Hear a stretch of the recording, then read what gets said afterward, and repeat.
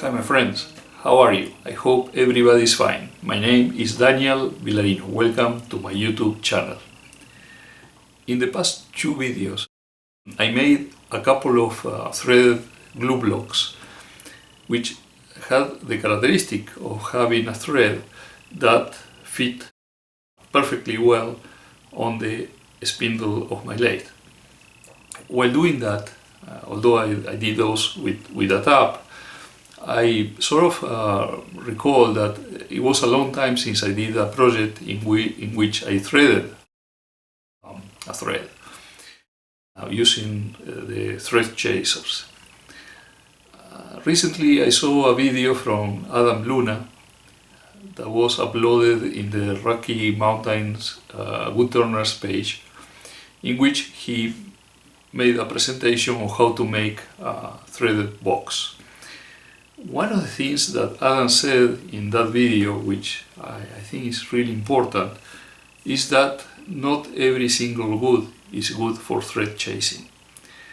Of course, it is important that the person has the practice and that you try to do threads all the time, because that will help you to develop the muscle memory necessary to do the process. But if you don't have an adequate wood for making the threads, then the process can be pretty frustrating. Even if you have the right practice and skill and knowledge of how to do the threads, you may have threads that crumble and they are not even. So the type of wood is important. So what type of woods can be used to do threading? Typically the ones that are suitable for this type of projects are woods that grow very slowly, and because of that the growing rings are very close one to the other. What happens with these woods is that they tend to be dense and uniform in the grain, and because they grow slowly, normally these trees are not very big, the trunks are small in diameter. Many of them are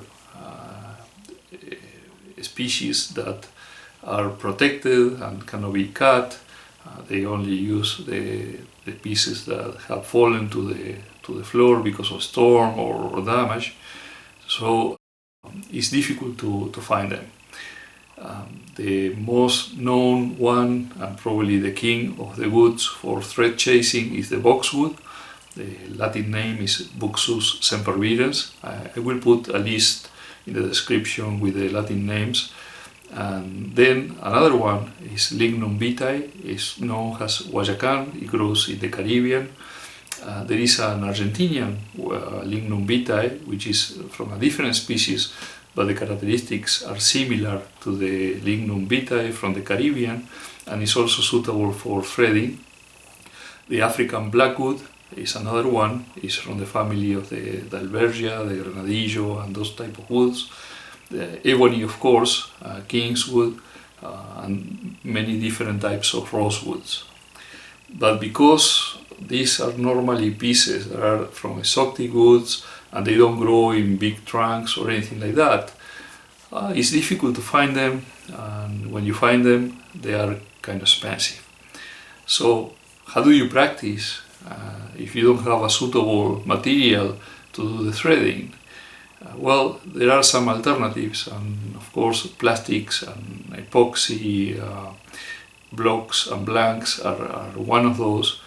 And the other option came to me with a video I saw recently from Jim Overton, and I mentioned that video in the past video that I did, in which he used epoxy putty. In that particular case it was milliput, to place the putty in the places where he was going to do the threading. And although he did the threading using a tap and then a die, still they look phenomenal. So it occurred to me that I can prepare a blank in which the areas where I am going to do the thread chasing have this particular material or a similar material, epoxy putty, and that's basically what I want to do. Now, my wife, Paula, has the bathroom decorated in the blue colors. So I have this epoxy putty that is called Epoxy sculpt. You can see it is blue. It comes in two components. So what I want to do is to prepare a blank out of this piece of maple and make a box out of it. And the box will have certain decorations in blue so that matches the bathroom, and her birthday is coming, so it's going to be also a nice present for her. Now, this is going to be a series of 2 videos. In the first video, I am going to prepare the blank, and in the second video, I will do the threading itself. The reason for that is that the process of preparing the blank is going to take some time, and also once I finish, I have to wait until the epoxy putty is completely cured in order to do the threading. So I will concentrate on this video on preparing the blank, and on the next video I will concentrate on the threading and the techniques and the tools that are necessary for that. I prepared this picture of a box. It's a simple box. It has, I guess, a balance proportion. 1/3 of the total height is the lid and 2/3 are the bottom. And then I separated the 2 pieces, you can see them there, with a space for parting the blank. And you can see the tenons and everything there. Then I did the separation, and finally I make the points in which I want to fill with epoxy putty. I want to have sort of like a circle on the top and a circle on the bottom, and then a couple of bands, one at 1/3 distance and the other one at the joint, which will be 2/3 from the bottom. Okay, and this one particularly, the one in the joint, is going to sort of disguise the place where the threads are going to be located. So that is going to help me to do the male and the female threads, and I think it's going to be a nice box at the end with the decorations in blue that will match Paula's bathroom.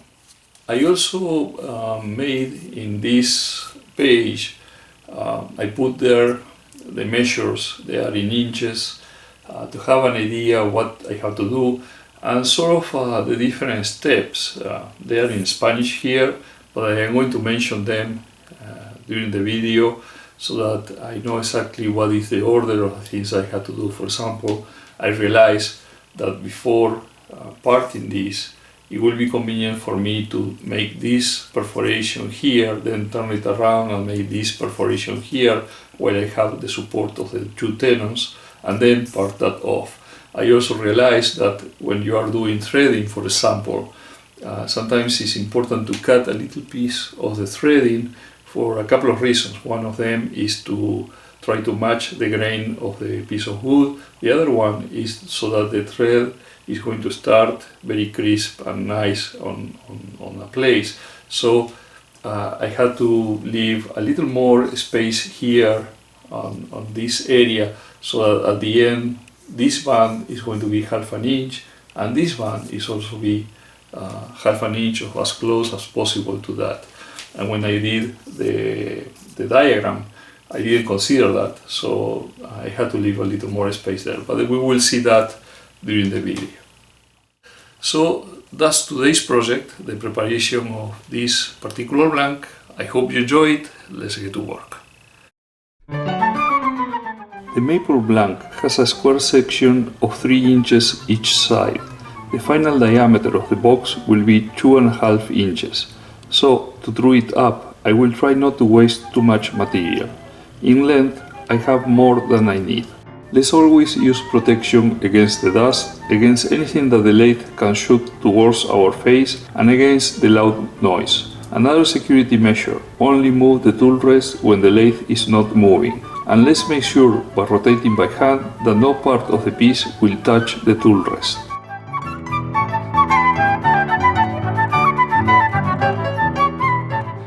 The grain runs parallel to the rotation axis, and it is easier to attack it from the side grain. So I will do a fast roughing with push cuts towards the rotation axis.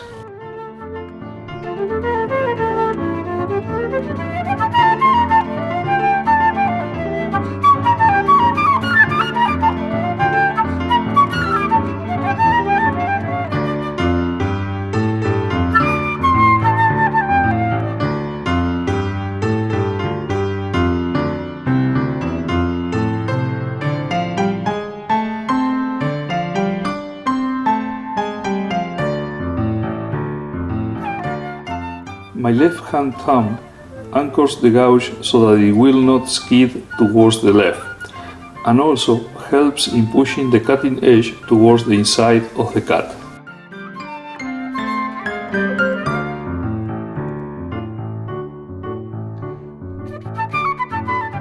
The base of my left hand index finger is against the tool rest and slides there, helping me to maintain the cut parallel to the tool rest.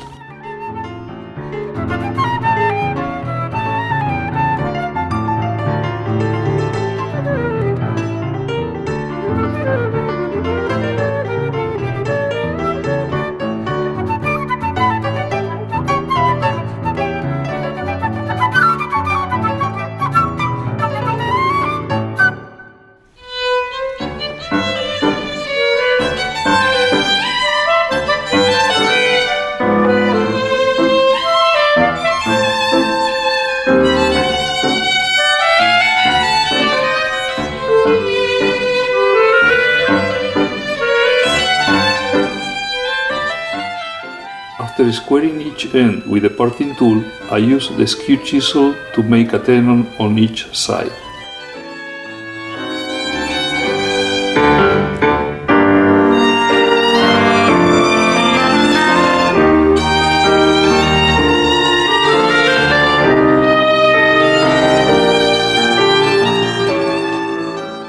I will transfer the most important measures to the maple cylinder.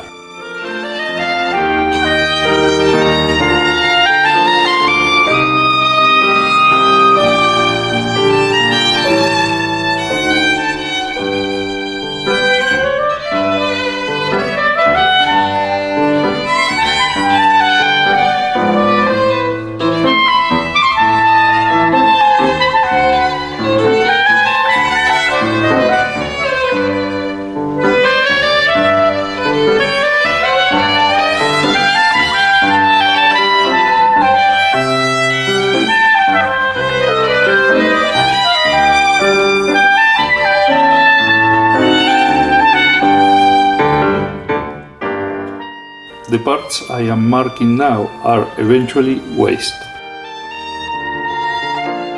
I mark the depth of the perforations that I will make in each side for the epoxy putty decorations, that I will make both in the lid and the base, and that should be seen from both the outside and the inside of the box.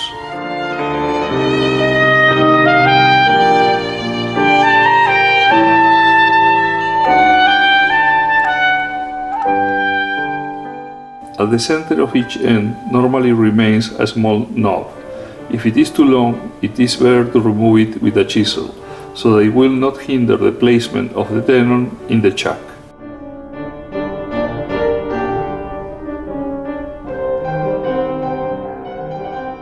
In the Forstner bit stem, you can see that for half an inch the maximum speed is 870 RPMs. Still, most of the time I do not use more than 500 RPMs for large bits.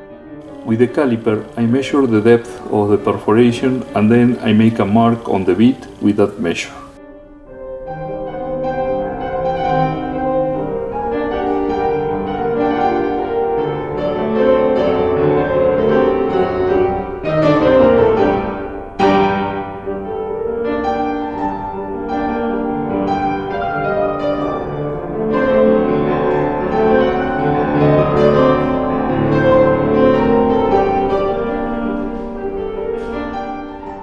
I turn the black around, I hold it by the end that I just perforated and I repeat the process in the other end.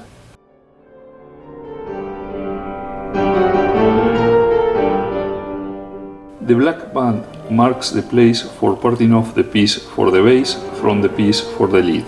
The band is a bit wider than my parting tool width. This allows me to make successive cuts on each side of the band so that the parting tool will not get bound because of the friction when it is too deep.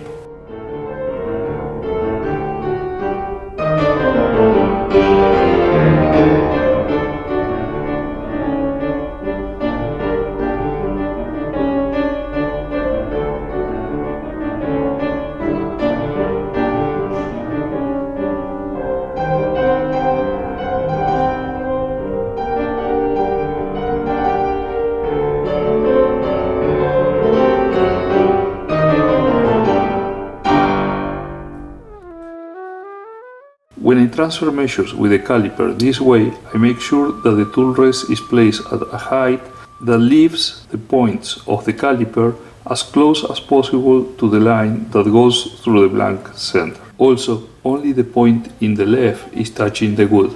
The one on the right is just a reference to ensure that I am in the correct diameter.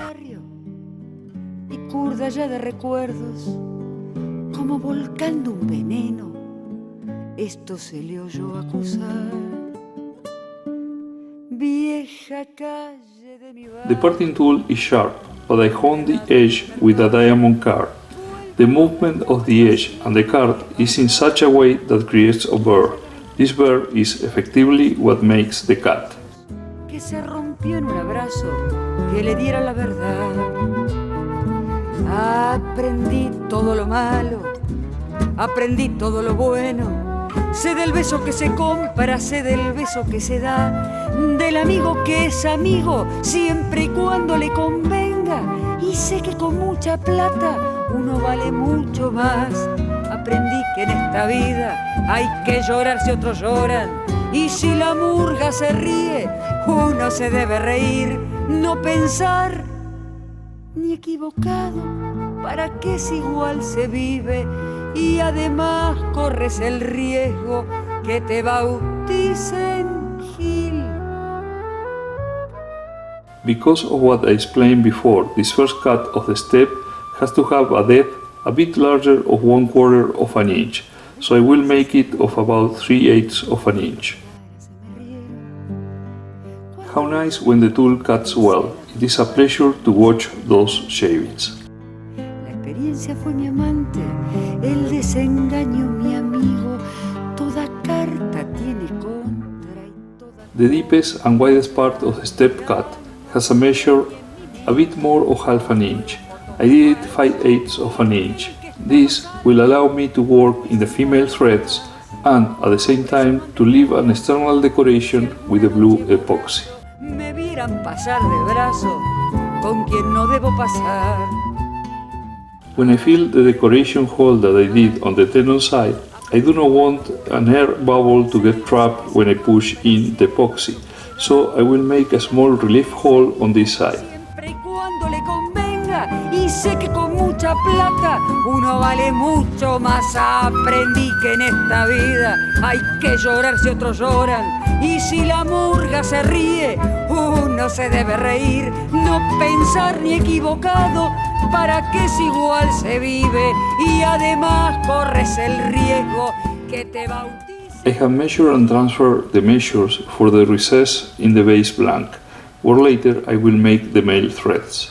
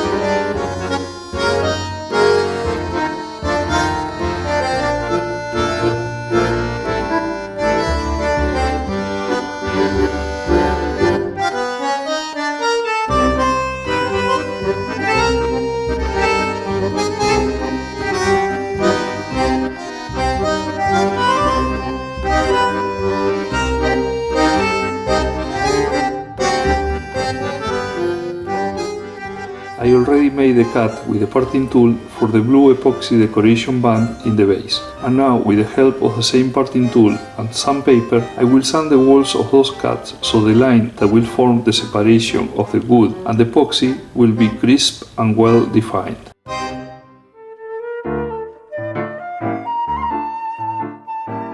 Because the bit that I will use for the relief hole is not too long, I will make a bit of space for the tip of the mandrel that holds the bit. This is waste wood anyway, and it will be removed when I hollow the inside of the box base.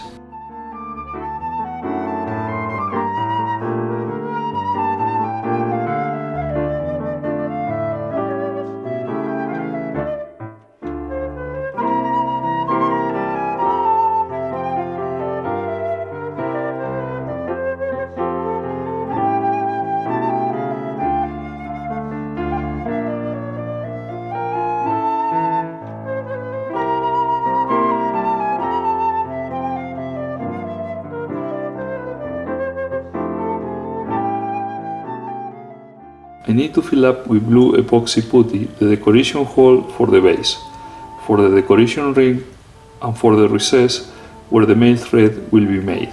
Also the recess for the female thread and the decoration hole for the lid.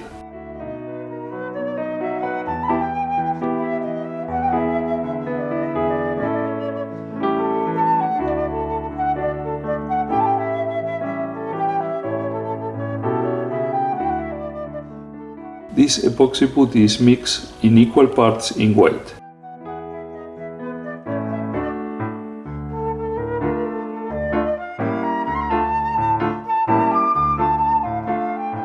Initially I prepared about 7.2 ounces, but I was a bit short and I had to prepare a bit more later, about 1.5 ounce. This epoxy has to be mixed for at least 5 minutes or more, until the color is completely uniform. A method that is practical for me is to roll it between the hands and then fold it a couple of times and then repeat and repeat.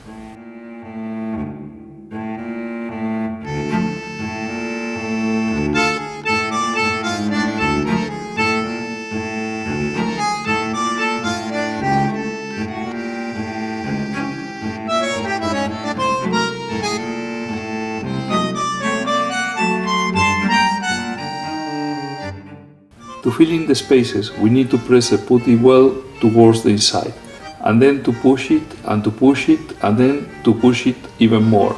We want to avoid leaving spaces with air bubbles, and we want to make sure that the putty is in contact with all the wood surfaces.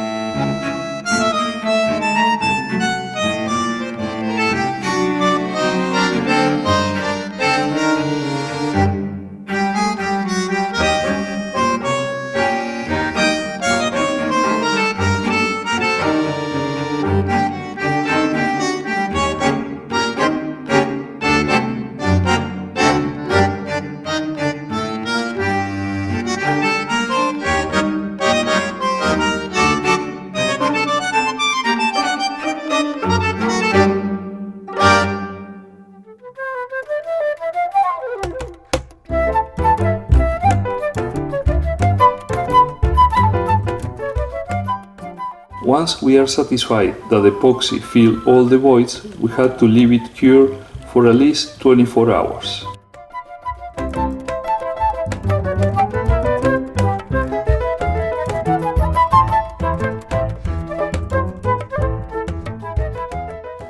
Okay, my friends, I have finished making the two blanks with the epoxy sculpt in blue in the part where the threading is going to happen, also the band around the base of the box, and in each of these dots or circles, both in the lid and the bottom.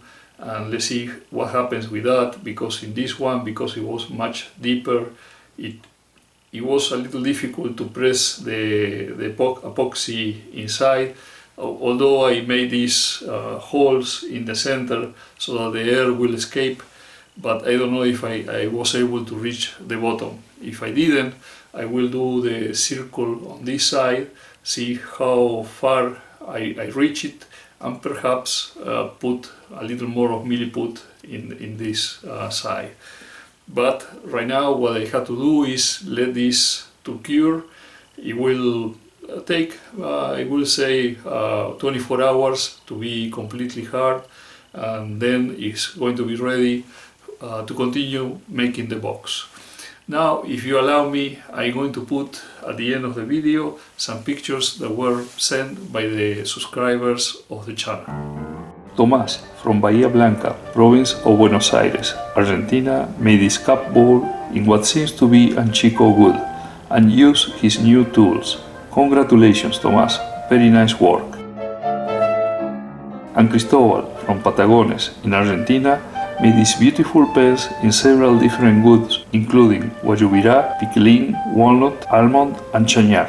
They look phenomenal, Cristóbal. Okay, I hope you enjoyed these pictures, very nice jobs, and also I hope you enjoyed this video. If that's the case, please don't forget to click on the like button down below, make comments, and if you haven't subscribed yet to my channel, please do so. And it will be until the next one. Cheers!